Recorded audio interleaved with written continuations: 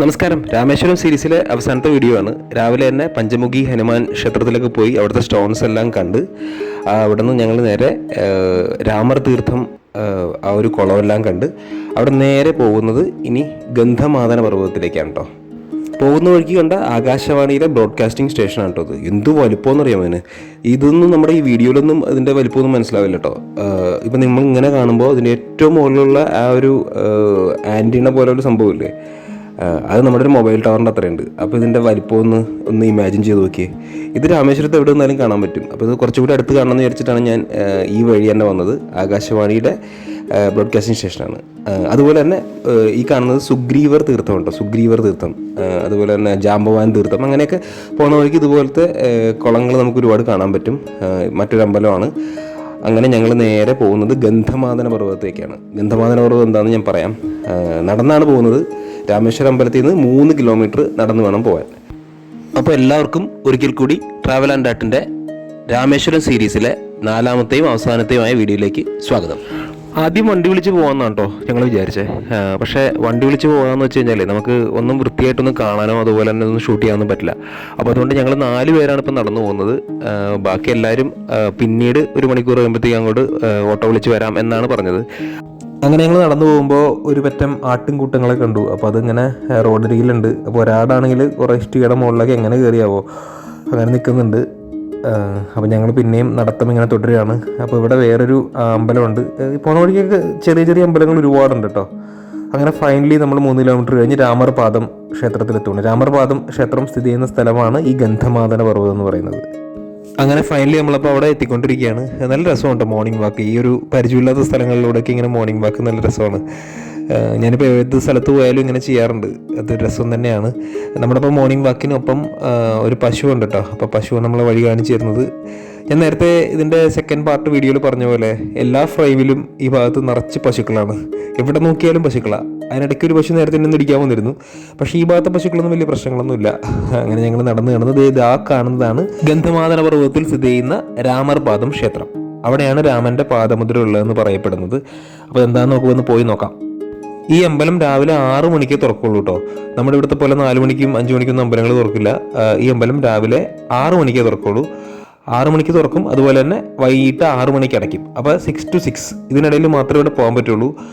Correct 6 മണിക്ക് ഇത് close ചെയ്യും. അതുപോലെ തന്നെ രാവിലെ കറക്റ്റ് 6 മണിക്ക് ഇത് ഓപ്പൺ ചെയ്യും. അപ്പോൾ അതുകൊണ്ട് ആ സമയമൊക്കെ ഒന്ന് അഡ്ജസ്റ്റ് ചെയ്തിട്ട് നിങ്ങൾ വരിക. 6 മണിക്ക് ശേഷം വന്നു കഴിഞ്ഞാൽ പിന്നെ അവിടെ കയറാൻ പറ്റില്ല.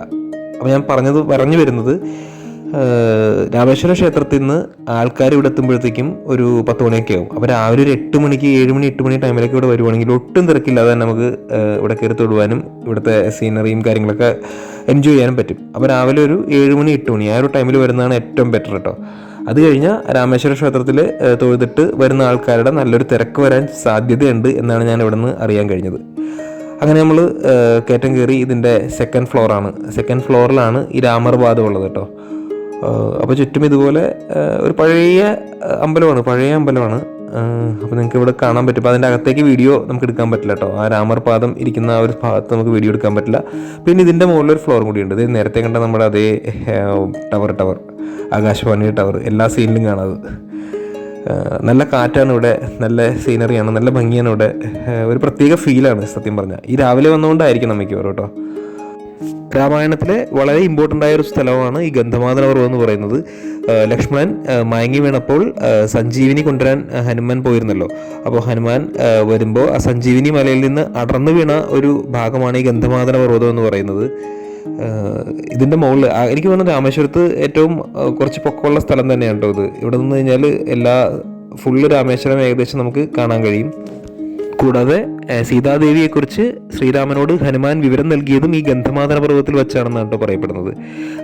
മറ്റു ചില കാര്യങ്ങൾ കൂടി കല്യാണ സൗഗന്ധികം കഥയിലും പറയുന്നുണ്ട്.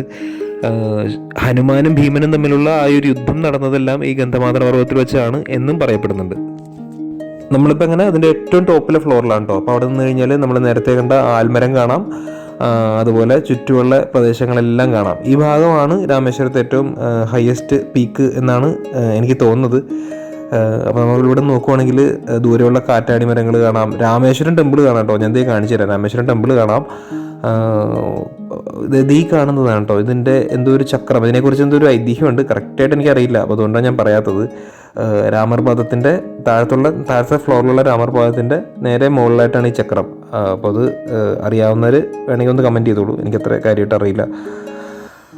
അപ്പോൾ ഇവിടെ നോക്കിക്കഴിഞ്ഞാൽ നമുക്കിത് ഇത് കണ്ടില്ലേ, വേറൊരു ക്ഷേത്രമാണ് കേട്ടോ ഇത് ഹനുമാൻ്റെ തന്നെ ഒരു ക്ഷേത്രമാണെന്നാണ് അറിയാൻ കഴിഞ്ഞത്. അത് കഴിഞ്ഞാൽ നമ്മളിങ്ങോട്ട് ക്യാമറ തിരിക്കുവാണെങ്കിൽ നമുക്ക് രാമേശ്വരം അമ്പലം കാണാം കേട്ടോ.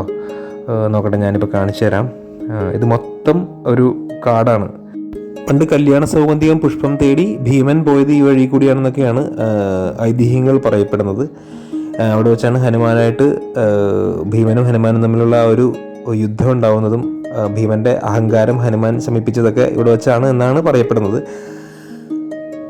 അപ്പോൾ ഞങ്ങളെല്ലാവരും കുറച്ച് പേരും ഇവിടെ നിന്ന് കുറച്ച് ഫോട്ടോയും കാര്യങ്ങളൊക്കെ എടുക്കണം. അപ്പോൾ എല്ലാവരും എത്തിയിട്ടോ, എല്ലാവരും ഞങ്ങൾ ആണ് നടന്നു വന്നത്, ബാക്കി എല്ലാവരും ഓട്ടോയിലാണ് വന്നത്. അപ്പോൾ ഞങ്ങൾ ഇവിടെ നിന്ന് ബാക്കി എല്ലാവരും കുറേ ഫോട്ടോയും കാര്യങ്ങളൊക്കെ എടുക്കുവാണ്.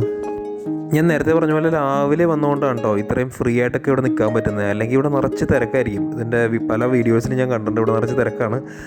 ഇത് ഇവിടെ നിന്ന് നോക്കി കഴിഞ്ഞാൽ നമുക്കിത് കാറ്റാടി ആ ഒരു മെഷീൻ കാണാം കേട്ടോ, വിൻമില്ലുകൾ കാണാം. അതുപോലെ തന്നെ അത് രാമേശ്വരം ക്ഷേത്രം കാണാം. ഇത് മാക്സിമം ഞാൻ സൂം ചെയ്തേക്കുന്നത്, വളരെ ദൂരെ ഉണ്ടോ ഈ പറഞ്ഞ പോലെ. അതുപോലെ എല്ലാ ഫ്രെയിമിലുള്ള നമ്മുടെ സ്വന്തം രാമേശ്വരത്തെ ആകാശവാണി ടവറും കാണാം കേട്ടോ. ഇപ്പോൾ മോളിൽ കൂടി വട്ടവട്ടൊരു പരുന്ത് പറക്കും കേട്ടോ. അപ്പോൾ എനിക്കിത് കാണുമ്പോൾ മറ്റേ ദശാവതാരം സിനിമയിലെ ആ ഒരു സീനാണ് ഓർമ്മ വരുന്നത്. പിന്നെ ഒരു കാര്യം കൂടി ഐതിഹ്യത്തിലുണ്ട്. ശ്രീരാമനും വിഭീഷണനും തമ്മിൽ കണ്ടുമുട്ടിയതും ഈ ഗന്ധമാദന പർവ്വതത്തിൽ വെച്ചാണെന്നാണ് പറയപ്പെടുന്നത്. അപ്പോൾ ഒരുപാട് കാര്യങ്ങളിലൂടെ നടന്നിട്ടുണ്ട്. ഞാൻ നേരത്തെ എല്ലാം പറഞ്ഞു, ഒരുപാട് കാര്യങ്ങളിലൂടെ നടന്നിട്ടുണ്ട്. അതൊക്കെ എല്ലാം ഐതിഹ്യങ്ങളാണ്. അപ്പോൾ ഇവിടെ നിന്ന് ശരിക്കും പറഞ്ഞാൽ പോകാൻ തോന്നുന്നില്ല കേട്ടോ, നല്ല കാറ്റാണ്.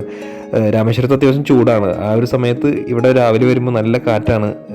എന്താണെന്നറിയില്ല, ഒരു പ്രത്യേക ഫീലാണ് ഇവിടെ. ഇവിടെ എനിക്ക് തോന്നുന്നു ഇവിടെ ഏറ്റവും ടോപ്പ് പ്രദേശമായതുകൊണ്ടാണെന്ന് തോന്നുന്നു. അപ്പോൾ ധ്യാനത്തിനൊക്കെ ഇരിക്കാൻ പറ്റിയ സ്ഥലമാണ്. അപ്പോൾ കുറച്ച് നേരം റെസ്റ്റൊക്കെ ചെയ്ത് ധ്യാനമൊക്കെ എടുത്ത് പോകുന്നതാണ് മനസ്സിനൊക്കെ ഒരു നല്ല ഫീലായിരിക്കും. മുമ്പ് ഈ കന്യാകുമാരിയിലെ വിവേകാനന്ദ പാറയില്ലേ, അവിടെ ഇതുപോലെ ധ്യാനമൊക്കെ ഇരിക്കാൻ പറ്റിയ സ്ഥലമായിരുന്നു. ഇപ്പം അവിടെയൊക്കെ ഭയങ്കര തിരക്കായി, ഇപ്പം നല്ല ക്രൗഡഡാണ്. അപ്പോൾ ഇപ്പം അങ്ങനെയൊന്നും ചിന്തിക്കാൻ കൂടി പറ്റില്ല അവിടെയൊന്നും.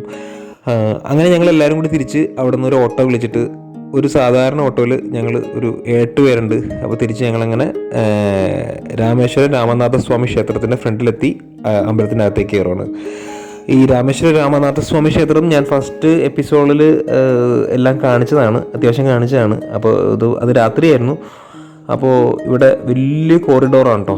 അപ്പോൾ ഇതിലൂടെ നമ്മളിങ്ങനെ നടക്കുമ്പോൾ ചിത്രപ്പണികളും കാര്യങ്ങളൊക്കെ കാണാം. എനിക്ക് ഇതിൽ നടക്കുമ്പോൾ എപ്പോഴും ഓർമ്മ വരും നമ്മുടെ ശ്രീ പത്മനാഭസ്വാമി ക്ഷേത്രമാണ് തിരുവനന്തപുരത്തുള്ള. ഒരു വ്യത്യാസം എന്ന് പറഞ്ഞു കഴിഞ്ഞാൽ അതിൽ ഈ കല്ലുകൾ ഒറ്റക്കല്ലുകളൊന്നും പെയിൻ്റ് അടിച്ചിട്ടില്ല. പക്ഷേ രാമേശ്വരത്ത് ഈ അമ്പലത്തിൽ ഇതെല്ലാം പെയിൻ്റ് അടിച്ചിട്ടുണ്ട്. പിന്നെ പത്മനാഭസ്വാമി ക്ഷേത്രത്തിൽ നമുക്ക് വീഡിയോ ഒന്നും ഷൂട്ട് ചെയ്യാൻ പറ്റില്ല, ഒരു രക്ഷയില്ല അവിടെ. പക്ഷെ ഇവിടെ വീഡിയോ ഷൂട്ട് ചെയ്യുന്നതിന് പ്രത്യേകിച്ച് പ്രശ്നങ്ങളൊന്നുമില്ല കേട്ടോ. ആരും ഒന്നും പറയുന്നില്ല. ഇവിടെ ഷൂട്ട് ചെയ്യുന്ന എഴുതിയൊക്കെ വെച്ചിട്ടുണ്ട്, പക്ഷെ എല്ലാവരും ഷൂട്ട് ചെയ്യുന്നുണ്ട്. ഞാൻ ഫസ്റ്റ് എപ്പിസോഡിൽ പറഞ്ഞില്ലേ, ശ്രീകോവിലിലെ അകത്ത് വരെ ആൾക്കാർ ഷൂട്ട് ചെയ്യുന്നുണ്ട്. പക്ഷെ അതൊന്നും നമുക്കൊരു നല്ല കാര്യമായിട്ട് പറയാനൊന്നും പറ്റുമൊന്നുമില്ല. അതൊന്നും അത്രയൊന്നും ആവശ്യമൊന്നുമില്ല. ഈ പുറത്തൊക്കെ ഷൂട്ട് ചെയ്യാം, അത് കുഴപ്പമില്ല. മൊത്തം പെയിൻ്റ് അടിച്ചേക്കുവാണ്. അപ്പോൾ ഇവിടെ ഇപ്പോഴും പെയിൻറ്റിങ് വർക്കുകൾ നടന്നുകൊണ്ടിരിക്കുകയാണ്. ഈ ഒറ്റക്കല്ലിൽ പെയിൻ്റ് അടിച്ചേക്കുക. ചില സമയത്ത് എനിക്ക് തോന്നാറുണ്ട്, ഈ ഒറ്റക്കല്ലിൽ പെയിൻ്റ് അടിക്കേണ്ട ആവശ്യമുണ്ടോ, അതിൻ്റെ ആ ഒരു ഒറിജിനാലിറ്റി തന്നെ നിർത്തുന്നതല്ലേ എന്ന് എനിക്ക് തോന്നാറുണ്ട്, നമ്മുടെ തിരുവനന്തപുരത്തുള്ള പത്മനാഭസ്വാമി ക്ഷേത്രം പോലെ. പക്ഷേ ചില സമയങ്ങളിൽ ഇതും ഒരു ഭംഗി തന്നെയാണ്. പിന്നെ ഒരു പ്രധാന സംഭവം കൂടി പറയാനുണ്ട്. ഇവിടെ ആ അറ്റത്ത് കാണുന്ന കൗണ്ടറിൽ അന്നദാനമുണ്ട്. ഒട്ടും തിരക്കില്ലായിരുന്നു. രാവിലെ 8 to രാത്രി 8 മണി വരെയും ആണ് അന്നദാനം എന്നാണ് എനിക്കറിയാൻ കഴിഞ്ഞത്. അപ്പോൾ ഞാൻ ഇന്ന് അവസാന ദിവസമാണ് ഇതറിഞ്ഞത്. അപ്പോൾ ഇപ്പോഴത്തെ ഫുഡ് മാത്രമേ ഞാൻ കഴിച്ചുള്ളൂ. അതിനു മുമ്പ് ഇത്രയും ദിവസമൊക്കെ 3 നേരം 2000 രൂപയൊക്കെ സ്പെൻഡ് ചെയ്തിട്ട് ആണ് ഞങ്ങളെല്ലാവരും കൂടി സ്പെൻഡ് ചെയ്തിട്ടാണ് ഹോട്ടലിൽ നിന്ന് കഴിച്ചുകൊണ്ടിരുന്നത്. അപ്പോൾ ഇത് കുറച്ചും കൂടി നേരത്തെ അറിഞ്ഞിരുന്നെങ്കിൽ ഇവിടെ വന്ന് കഴിക്കായിരുന്നു, നല്ല ഫുഡും കിട്ടിയെന്നെ.